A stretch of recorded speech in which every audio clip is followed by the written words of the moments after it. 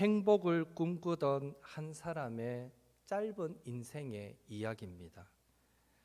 이 애니메이션에 등장하는 주인공뿐만 아니라 이곳에 있는 저와 여러분들, 그리고 이 땅에 살아가는 모든 사람들 역시 불행하기보다는 행복한 인생이 되기를 바라며 살아가고 있습니다.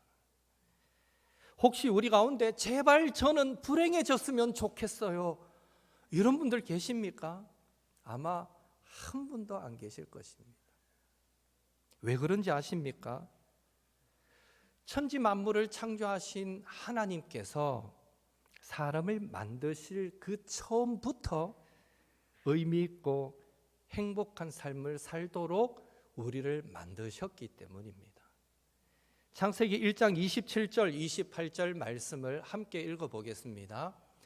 하나님이 자기 형상 곧 하나님의 형상대로 사람을 창조하시되 남자와 여자를 창조하시고 하나님이 그들에게 복을 주시며 하나님이 그들에게 이르시되 생육하고 번성하여 땅에 충만하라. 땅을 정복하라. 바다의 물고기와 하늘의 새와 땅에 움직이는 모든 생물을 다스리라 하시니라. 아멘.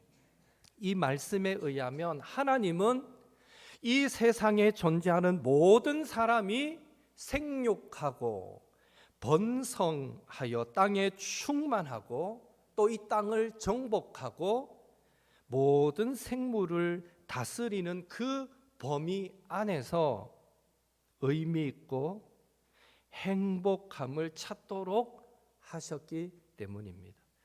그래서 우리는 자손이 번창하면 행복합니다. 하나님의 애초에 주신 명령이었습니다. 생육하고 번성하라. 그래서 우리도 자손이 번창하면 행복해지고요. 또 땅을 정복하라. 우리가 목표한 바들을 성취하고 이루면 행복해집니다. 그리고 모든 생물을 다스리라 했는데요. 즉 우리가 짐승을 기르고 그러면서 그 짐승과 교감하게 될 때 우리는 그 속에서 행복도 누리게 되는 것입니다. 요즘 애견 개도 키우고 고양이도 키우는 분들 많은데요. 애견 생활 하시면서 그 안에 잔잔한 그런 감동도 있고 기쁨이 있지 않습니까? 이게 다 애초에 하나님께서 피조물된 짐승과의 관계 속에서 의미를 찾도록 해주셨기 때문에 가능한 일이었습니다. 이처럼 하나님은 모든 사람이 의미 있고 행복한 그런 삶을 살기를 원하십니다. 또한 하나님은요, 모든 사람이 영원한 생명을 얻기를 원하십니다. 영원한 생명. 마태복음 18장 14절 우리 같이 읽어보겠습니다. 이와 같이 이 작은 자 중에 하나라도 잃는 것은 하늘에 계신 너희 아버지의 뜻이 아니니라. 오늘 읽었던 요한복음 3장 16절도 같이 읽습니다. 하나님이 세상을 이처럼 사랑하사 독생자를 주셨으니 이는 그를 믿는 자마다 멸망하지 않고 영생을 얻게 하려 하심이라. 아멘.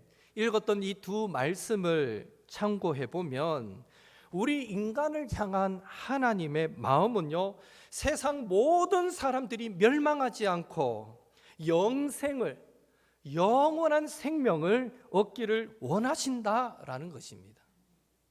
이런 유머가 있습니다. 한 사형수가 사형장으로 가고 있었습니다. 사형장으로 가다가 계단을 내려가는데 발을 헛디뎠어요. 그럼 어떻게 됩니까? 자칫 잘못하면 막 굴러버리잖아요.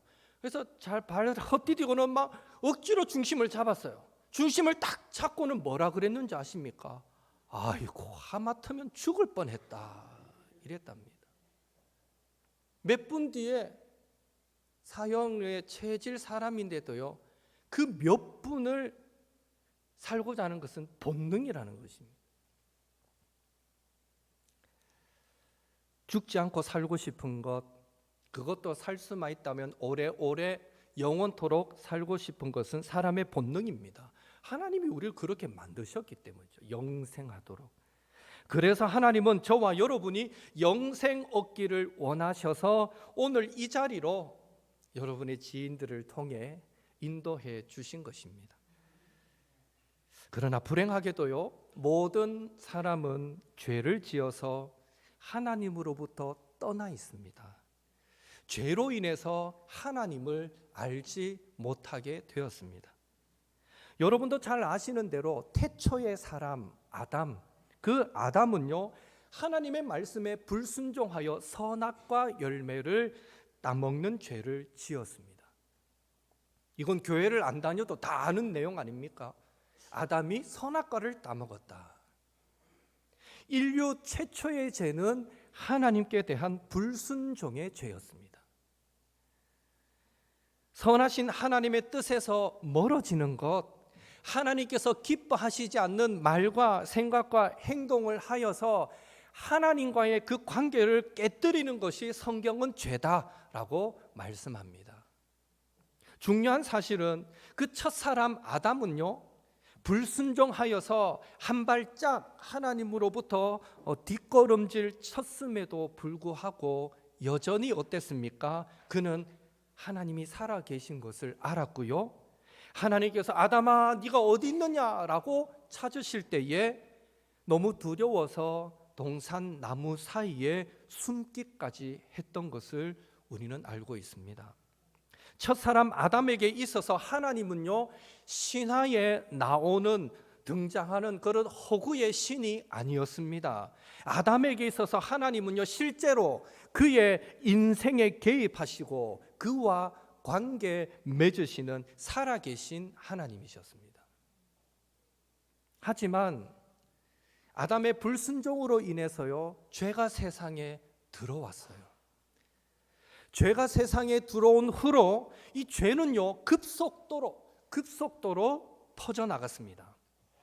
여러분, 아담과 하와가 하나님께 지었던 죄는요, 너가 선악과 따먹지 마라 했는데 그 선악과를 따먹었던 불순종의 죄였어요. 그렇다면 아담과 하와의 아들 가인이 지었던 죄는 무엇일까요? 예, 아시겠지만 살인죄였습니다. 살인죄. 죄에 대해서 사람들이 흔히 오해하는 것 중에 하나가 죄를 단계적으로 이해하는 것입니다. 예를 들어서 거짓말하는 사람이 그 다음 단계로 도둑질하게 되고, 도둑질하던 사람이 그 다음 단계로 폭행하게 되고, 폭행하는 사람이 그 다음 단계로 살인하게 될 것이다.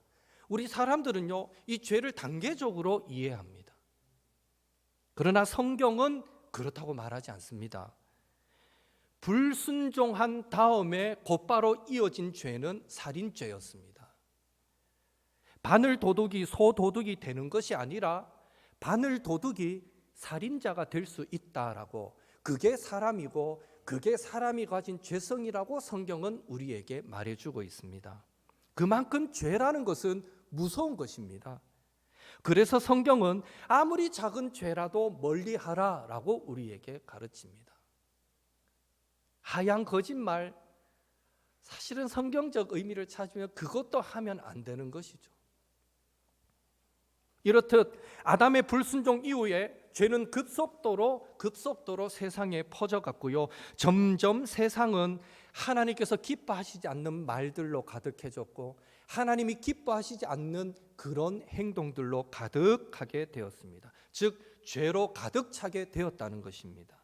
사람들도 타락하여서 그 마음에 죄가 가득하여서 하나님께서 가르쳐 주신 선한 방법대로 살기보다는요, 인간적인 쾌락과 탐욕과 권력으로 인생의 행복을 추구하게 되었습니다. 그렇게 죄악 가운데 살면서 점점 하나님에게서, 하나님의 뜻에서 사람들은 멀어지다가 결국에 어떻게 되었는지 아십니까?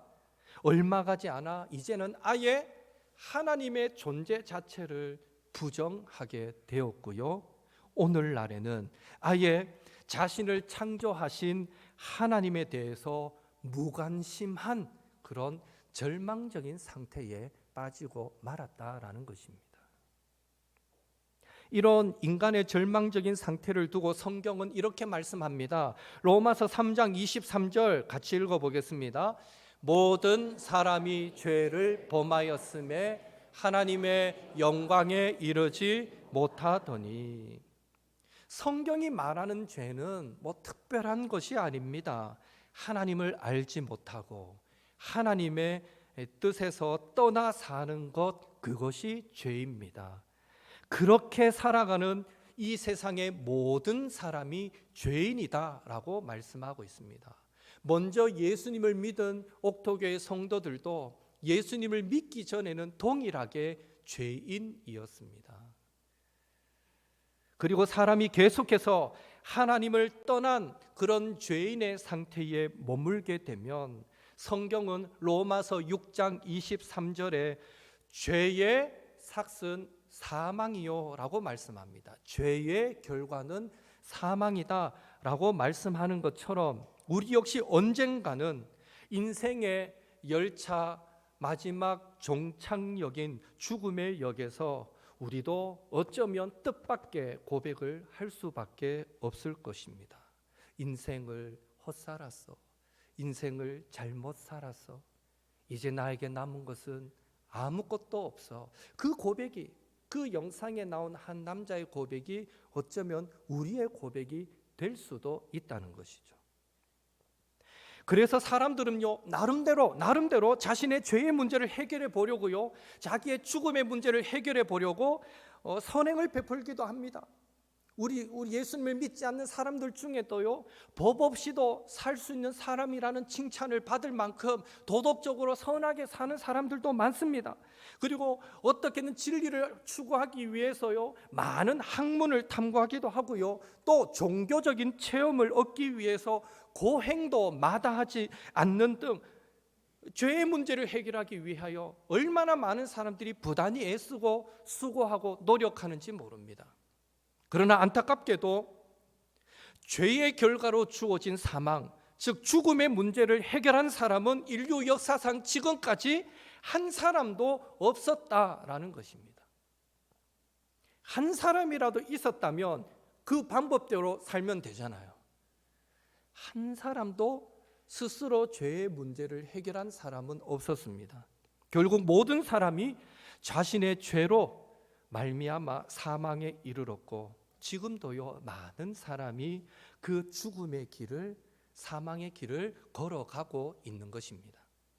여러분, 모든 사람이 사망의 길을, 죽음의 길을 걷고 있다라는 사실에 가장 마음 아파하실 분이 누구실까요? 가장 마음 아파하실 분, 바로 저와 여러분을, 우리 사람을 창조하신 하나님이십니다. 우리를 만드시고 보시기에 심히 좋았더라. 여러분, 한 사람 한 사람을 이 땅에 보내시고 보시기에 심히 좋았더라 말씀하신 하나님이 가장 마음 아파하실 것입니다. 하나님은 저와 여러분을 너무너무 사랑하시기 때문입니다. 우리를 사랑하시기 때문에 자신이 만드신 사람이 죄악 가운데 죽어가는 것을 원치 않으시는 것입니다. 그래서 하나님은요, 죄에 빠진 인간을, 저와 여러분을 구원하기 위해 특단의 조치를 내릴 수밖에 없었는데요, 그것이 바로 독생자 예수님을 이 땅에 보내셔서 죄 없으신 예수님이 우리 죄를 대신하여 사망의 형벌을 받아서 십자가에 못 박혀 죽으시는 것이었습니다. 여러분, 이 땅의 모든 부모는요, 자신의 자녀가 다치거나 죽는 것 원하지 않습니다. 왜 그렇습니까? 자녀들을 사랑하기 때문이죠. 그래서 자녀들이 고통당하거나 자녀들이 죽음 앞에 놓일 때에 오히려 어떻습니까? 부모는 대신 아파하고 대신 죽기를 바라는 것입니다. 그게 이 땅의 모든 부모의 마음입니다. 하나님도 마찬가지입니다. 당신의 하나밖에 없는 아들 예수님이 이 땅에 와서 십자가를 지고 죽는 것, 분명 하나님은 그거 기뻐하지 원하시지 않으셨습니다. 그러나 죄에 빠진 사람들을, 저와 여러분을 구원하기 위해서는 반드시 누군가가 우리를 대신하여 그 죄값을 치러야 했기에 하나님은 죄 없으신 예수님을 이 땅에 보내셔서 십자가에서 물과 피를 흘리도록 만드셨던 것입니다. 이것이 우리를 향한 하나님의 사랑입니다. 이런 하나님의 사랑을 두고 예수님의 수제자였던 베드로는 사도행전 4장 12절에서 예수님 외에 어떤 다른 이름으로도 구원을 받을 수 있는 이름을 천하 인간에 주시지 않으셨다라고 베드로는 고백했습니다. 이제 오직 구원받을 수 있는 유일한 이름은 예수님이라고, 하나님이 예수님을 통해서만 구원을 주시겠다라고 약속하셨다는 것이죠. 우리는 이제 왜 기독교가 예수님을 구원자라고 말하는지 그 이유를 알게 되었습니다. 죄 없으신 예수님께서 우리의 죄를 대신하여 십자가를 지셨습니다. 십자가에서 흘려주신 보배로운 피로 우리의 죄를 씻어 주셨습니다. 이 세상에는 성자로 존경받는 많은 사람이 있어도 하나님께서 예수님 외에는 구원 얻을 다른 이름을 우리에게 주시지 않으셨기 때문입니다. 그러나 구원을 얻기 위해 우리는 예수님이 구원자시구나 라는 것을 아는 것만으로는 부족합니다. 로마서 10장 9절에는 우리의 입술로 예수님을 주로 시인하고 하나님께서 예수님을 죽은 자 가운데서 살리신 것을 그 마음에 믿으면 구원을 받는다라고 기록하고 있습니다. 그러니까 우리가 구원 얻기 위해서는요, 우리가 영생 얻기 위해서는요, 예수님이 구원자시라는 것을 아는 것에만 그쳐서는 안 되고 예수님이 우리의 유일한 구원자이심을 믿어야 하는 것입니다. 이전까지의 우리의 삶이 어떠했든지, 잘 살았든지 못 살았든지 그것은 큰 문제가 되지 않습니다. 하나님은 우리가 예수님을 나의 구원자로 믿고 시인할 때 우리의 모든 죄를 용서해 주시고 다시는 기억하지 않으시겠다고 성경을 통해 약속하고 계십니다. 그래서 지금도요, 많은 사람들이 예수님을 믿고 구원받고 있습니다. 심지어 흉악한 죄인들까지도 나 같은 자도 용서받을 수 있나요? 하면서 용기를 내어 그 사랑의 주님 앞에 나와 예수님을 믿음으로 구원을 얻고 있는 것입니다. 예수님 앞에 나아가면 그 죄를 용서받지 못할 사람은 한 사람도 없습니다. 누구라도 예수님을 믿으면 모두 구원받게 되는 것입니다. 오늘 가족, 우리 동료, 지인들의 권면으로 교회를 찾아주신 여러분들을 진심으로 환영하고 축복합니다. 하나님은 여러분을 사랑하십니다. 하나님은 여러분 모두가 꼭 예수님 알고 예수님 믿어서 구원 얻기를 원하십니다. 그래서 우리 교회는요, 여러분이 혹 기독교에 대한 오해가 있었다면 풀어드리고 예수님을 좀 더 알아가도록 여러분을 돕고 싶습니다. 최소한 여러분 중에 앞에서 봤던 그 애니메이션에 나오는 한 사람처럼 인생의 마지막 종착역에서 내가 인생을 헛살았어 라고 후회하지 않을 수 있도록 한 번 더 여러분의 삶을 깊이 있게 조명할 수 있도록 도와드리고 싶습니다. 그런 의미에서 혹시나 있을지 모르는, 아마 새가족들 마음속에는요, 죽어봐야 알지 뭐 천국이 어디 있고 영생이 어디 있겠어 라는 마음이 있을 수 있는데요, 혹시나 있을지 모르는 영원한 삶을 위해 약간의 시간을 투자해 보고 싶지 않습니까? 한 번 교회에 나오는 것이 어렵지, 사실 한 번 나오면요, 두 번 나오고 세 번 나오는 것은 그렇게 큰 어려움이 아닐 것입니다. 근데 한 번만 간대 하고 왔다고 오늘 와보니까 교회를 조금 더 다녀봐야 되겠는데 한 번만 간다 하고 왔으니까 못 가겠네, 이런 마음 먹지 마십시오. 예, 두 번 오고 세 번 오셔도 됩니다. 분명히 약속드릴 수 있는 것은, 만약 여러분이요, 여러분의 시간을 투자하는 가운데 예수님을 조금씩 알아가고 그렇게 예수님을 구원자로 믿게 된다면 여러분은 영생 구원을 얻게 되고요, 이 땅을 살아갈 때에 이제껏 맛보지 못했던 그런 평안, 기쁨을 얻게 되고요, 전능하신 하나님의 도우심으로 여러분의 인생의 문제들도 가장 선한 길로 인도함을 받게 되고요, 더욱 의미 있고 가치 있는 복된 삶을 살게 될 줄로 믿습니다. 예수님을 믿으면 적어도 여러분 스스로 잘 살아보려고 몸부림쳤던 그것보다는 더 축복된 삶으로 주님이 인도해 주실 것입니다. 여기 계신 모든 분이, 특별히 오늘 처음 오신 우리 모든 새가족 여러분들이 꼭 예수님을 만남으로 이 모든 축복을 온전히 받아 누리는 행복한 사람들이 되시기를 예수님의 이름으로 축원합니다. 우리 서로 인사하겠습니다. 한 번 더 이렇게 축복합시다.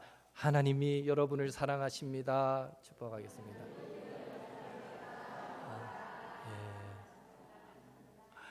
한 번 더 인사합시다. 우리 예수님 믿고 같이 천국 갑시다. 이렇게 인사합시다.